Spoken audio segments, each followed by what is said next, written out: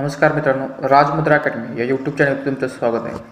आपण राज्यसेवा मुख्यच्या GS3 पेपरमधील HR भागातील 8वा chapter कामगारांचे कल्याण हा आजपासून अभ्यासणार आहोत.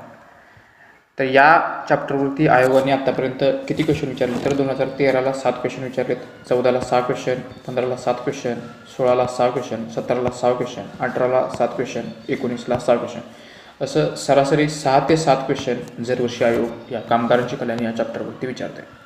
तर आजच्या लेक्चरमध्ये आपण कोणकोणते पॉईंट बघणार आहोत तर श्रम आणि रोजगार मंत्रालयाविषयी माहिती अभ्यासणार आहोत. त्यानंतर रोजगार व प्रशिक्षण महासंचालनालयाचं कार्य काय आहे, श्रम ब्युरो कशासाठी स्थापन झालं, कामगारांविषयी राज्यघटनेमध्ये कोणकोणत्या तरतुदी आहेत, त्याचबरोबर कर्मचारी राज्य विमा निगम, कर्मचारी भविष्य निर्वाह निधी संघटना, विविगिरी राष्ट्रीय कामगार संस्था, त्याचबरोबर केंद्रीय कामगार शिक्षण मंडळ या सर्व गोष्टींचा अभ्यास आपण आजच्या लेक्चरमध्ये करणार आहोत. तर सुरुवातीला कामगारांच्या कल्याणासंबंधी कार्य करणारं मंत्रालयाचं नाव काय तर श्रम आणि रोजगार मंत्रालय. या मंत्रालयाअंतर्गत 4 महत्त्वाच्या संस्था आहेत ज्या कामगारांच्या कल्याणासंबंधी कार्य करतात. त्यामध्ये पहिली संस्था आहे director general of employment and training म्हणजेच DGAT.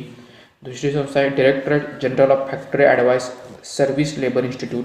तिसरी संस्था आहे कमिशनर आणि चौथी संस्था आहे लेबर ब्युरो. यातील DGAT आणि लेबर ब्युरो यांचे स्थापना वर्ष आणि त्याचं कार्य माहिती असणं गरजेचं आहे. त्यातील पहिली संघटना आहे DGAT म्हणजेच director general of employment and training, रोजगार व प्रशिक्षण महासंचालनालय. याची स्थापना 1945ला झाली. हे महासंचालनालय व्यावसायिक प्रशिक्षण क्षेत्रातील धोरणे, मानके, मापदंड ठरवण्याचे कार्य करते. तर रोजगार व प्रशिक्षण महासंचालनालय याची स्थापना 1945ला झाली असून हे महासंचालनालय व्यावसायिक शिक्षण क्षेत्रातील धोरणे, मानके, मापदंड ठरवण्याचे कार्य करते. तर व्यावसायिक प्रशिक्षण क्षेत्रातील धोरणं आणि त्याच्या संबंधीचे मानके ठरवण्याचं किंवा मापदंड ठरवण्याचं कार्य कोणती संस्था करते तर रोजगार व प्रशिक्षण महासंचालनालय म्हणजेच directorate general of employment and training याची स्थापना 1945ला झालेली आहे. तर आता लेबर ब्युरो याच्या संबंधी काय महत्त्वाची माहिती आहे तर याची स्थापना 1946ला झाली. DGATची स्थापना 1945ला झाली. तर लेबर ब्युरोची स्थापना म्हणजे श्रम ब्युरोची स्थापना 1946ला झाली. याचं मुख्यालय चंदीगड आणि सिमला या 2 ठिकाणी. याचं कार्य काय आहे तर रोजगारी, मजुरी, उत्पन्न, औद्योगिक संबंध, कामाच्या ठिकाणी परिस्थिती याबाबत सांख्यिकीय माहितीचे संकलन करणे, एकत्रीकरण करणे व प्रकाशन करण्याचं कार्य ही लेबर ब्युरो करते. तर रोजगारासंबंधी, त्याचबरोबर मजुरी, उत्पन्न, औद्योगिक संबंध, कामाच्या ठिकाणची परिस्थिती या संबंधीच्या जे सांख्यिकीय माहिती आहे, जो डाटा आहे त्याचं संकलन करणे, एकत्रीकरण करणे आणि त्याचं प्रकाशन करण्याचं कार्य हे श्रम ब्युरोचं आहे. कामगारांच्या संबंधीच्या डाटाचे एकत्रीकरण करणं आणि प्रकाशन करण्याचं कार्य हे श्रम ब्युरोचं आहे. याची स्थापना 1946ला झाली असून मुख्यालय चंदीगड आणि शिमला. तसेच या कार्यालयामार्फत आणखी कोणतं कार्य केलं जातं तर औद्योगिक, कृषी व ग्रामीण कामगारांसाठी ग्राहक किंमत निर्देशांकाचे संकलन व प्रकाशन करण्याचं कार्य हे श्रम ब्युरो करते. तर कंझ्युमर प्राइस इंडेक्स म्हणजे CPI प्रकाशित करण्याचं कार्य हे लेबर ब्युरो करतं. या लेबर ब्युरोची स्थापना 1946ला झाली असून मुख्यालय चंदीगड आणि शिमला या ठिकाणी. कामगार कोणाला म्हणायचं आहे, कामगाराची व्याख्या काय सांगितली तर उच्च किंवा निम्न अशा कोणत्याही स्तरावरील आर्थिक क्रियामध्ये गुंतलेल्या व त्याद्वारे राष्ट्रीय उत्पन्नात भर घालणाऱ्या सर्व व्यक्तींना कामगार म्हणतात. तर कामगार कोणत्याही स्तरावरील आर्थिक क्रियामध्ये गुंतलेले आहेत आणि ते राष्ट्रीय उत्पन्नामध्ये भर घालतात अशा सर्व व्यक्तींना कामगार म्हटलं जातं. कोणत्या प्रकारचा असा आर्थिक क्रियांमध्ये गुंतलेल्या आणि त्या क्रियांद्वारे राष्ट्राच्या जर उत्पन्नात भर होत असेल तर अशा सर्व व्यक्तींना कामगार म्हटलं जातं. उच्च किंवा निम्न अशा कोणत्याही स्तरावरील आर्थिक क्रियामध्ये गुंतलेल्या व त्याद्वारे राष्ट्रीय उत्पन्नात भर घालणाऱ्या सर्व व्यक्तींना कामगार म्हटलं जातं.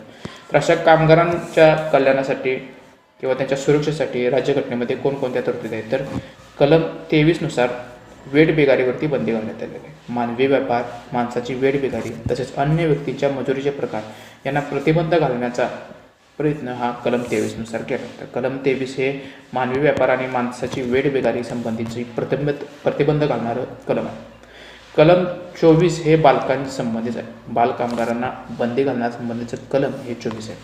14 वर्षाखालील मुलांना एखाद्या कारखान्यात, खाणीत वा अन्य जोखमीच्या व धोक्याच्या ठिकाणी कामावर लावले जाऊ नये अशी तरतूद या कलम 24 अंतर्गत केली आहे. तर कलम 23 हे वेठबिगारी संबंधित आहे. तर कलम 24 हे 14 वर्षाखालील मुलांना धोक्याच्या ठिकाणी कामावर ठेवू नये यासंबंधीची माहिती सांगतो. पुढचं कलम आहे डिरेक्टिव्ह प्रिन्सिपल ऑफ स्टेट्स पॉलिसीमध्ये म्हणजेच मार्गदर्शक तत्वांमध्ये कलम 39 अंतर्गत उपकलम डी मध्ये स्त्री पुरुषांना समान कामासाठी समान वेतन देण्यात यावे अशी तरतूद करण्यात आलेली आहे. तर कलम 39 मधील उपकलम ई अंतर्गत कामगार व बालके यांच्या आरोग्याला हानिकारक नसेल असा रोजगार मिळवण्याचं तरतूद ही मार्गदर्शक तत्वांमध्ये केलेली आहे. 39 डी हे स्त्री पुरुषांना समान कामासाठी समान वेतन देण्यासंबंधी आहे. तर 39 ई हे आरोग्याला हानिकारक नसेल असा रोजगार मिळवून प्राप्त करण्यासंबंधीचं कलम आहे. कलम 42 हे कामगारांना कामाच्या ठिकाणी न्याय आणि मानवीय वातावरणाची हमी द्यावी तसेच स्त्रियांना मातृत्व सहाय्य मिळवून देण्यासंबंधीचे तरतूद ही कलम 42 अंतर्गत केलेली आहे. तर कलम 42 मधील महत्त्वाची तरतूद काय आहे तर स्त्रियांना मातृत्व सहाय्य मिळवून देण्यासंबंधीची तरतूद ही कलम 42 अंतर्गत करण्यात आलेली आहे. कलम 43 सर्व कामगारांना वाजवी वेतन, चांगले जीवनमान आणि पर्याप्त सामाजिक व सांस्कृतिक संधी द्यावी अशी तरतूद कलम 43 मध्ये करण्यात आली आहे. तर कलम 43 ए मध्ये कामगारांना व्यवस्थापनात सहभाग मिळवण्याबाबत तरतूद ही राज्यघटनेमध्ये करण्यात आलेली आहे.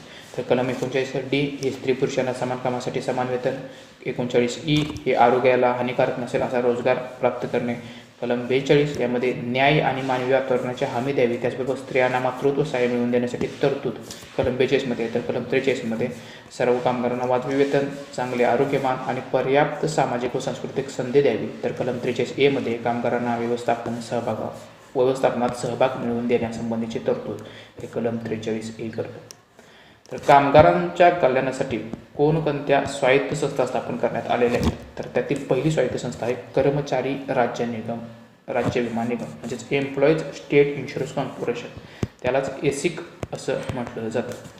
तर या संस्थेची स्थापना 1948च्या कायद्यानुसार करण्यात आलेली आहे आणि याची स्थापना 1952 सालापासून ही कार्य करू लागली.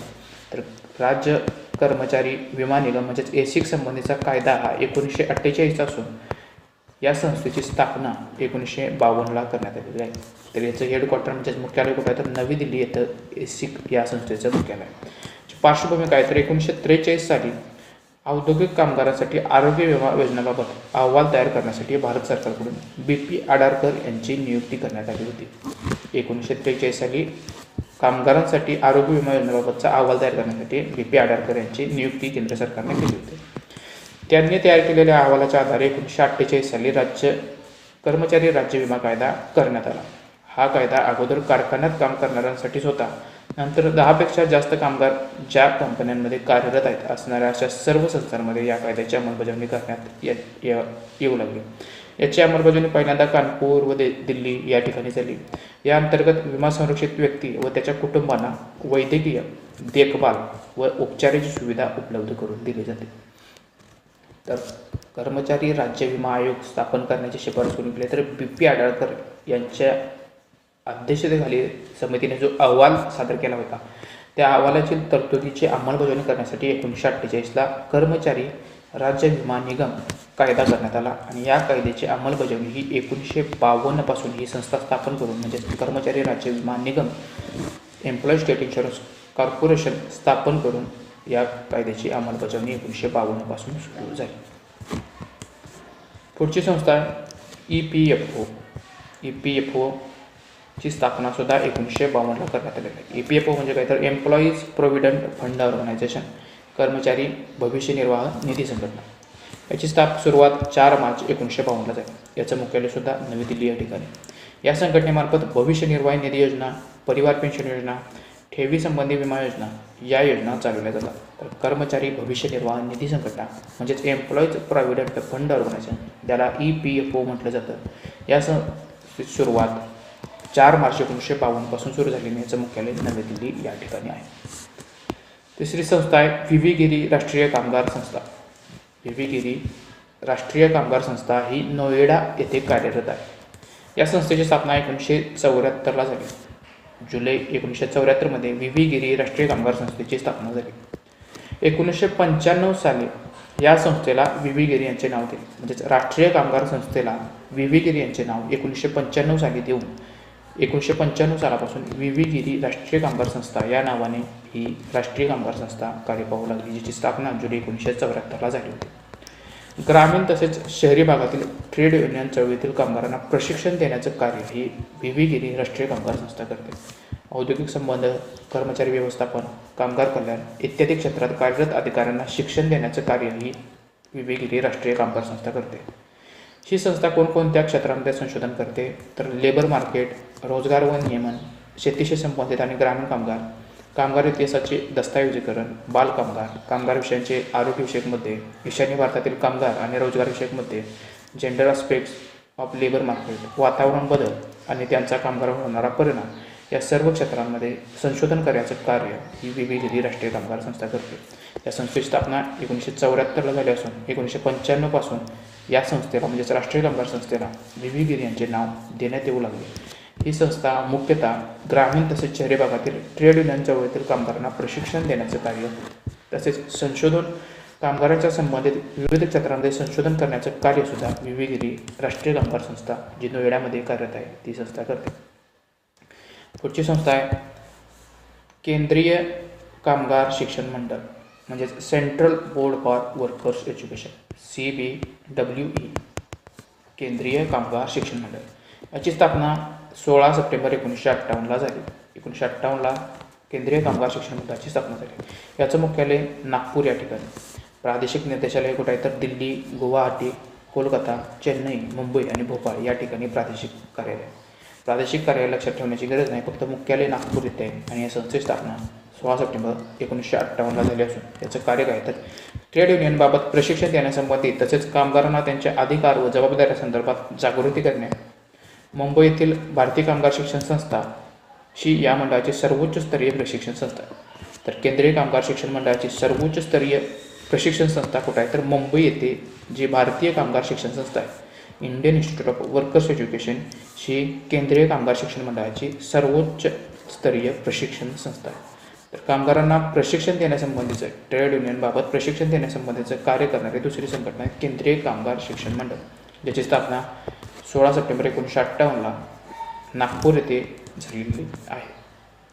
तर आजच्या लेक्चरमध्ये आपण श्रम आणि रोजगार मंत्रालयाविषयी अभ्यास केला. त्यानंतर रोजगार व प्रशिक्षण महासंचालनालय ज्याची 1945ला स्थापना झाली होती, श्रम ब्युरोचा अभ्यास केला ज्याची स्थापना 1946ला झाली होती. त्यानंतर कामगारांविषयी घटनेमध्ये कोणकोणत्या तरतुदी आहे याचा अभ्यास केला. त्याचबरोबर एसिक या संस्थेची स्थापना 1952ला झाली असून आणि या संबंधीचा कायदा 1948चा आहे. EPFOची स्थापना 4 मार्च 1952ला. विवेगिरी राष्ट्रीय कामगार संस्था जी नोएडामध्ये कार्यरत आहे ज्याची स्थापना जुलै 1974ला. तर केंद्रीय कामगार शिक्षण मंडळ ही 16 सप्टेंबर 1958ला. ही विवेगिरी राष्ट्रीय कामगार संस्था आणि केंद्रीय कामगार शिक्षण मंडळ या दोन्ही संस्था ट्रेड युनियनना प्रशिक्षण देण्याचं आणि कामगारांच्या कल्याणासंबंधी संशोधन करण्याचं कार्य या दोन्ही संस्था करतात. जर व्हिडिओ आवडला असेल तर व्हिडिओ लाईक करा, चॅनल सबस्क्राईब केलं असेल सबस्क्राईब करा आणि या चॅनलची लिंक जास्तीत जास्त मित्रांपर्यंत शेअर करा.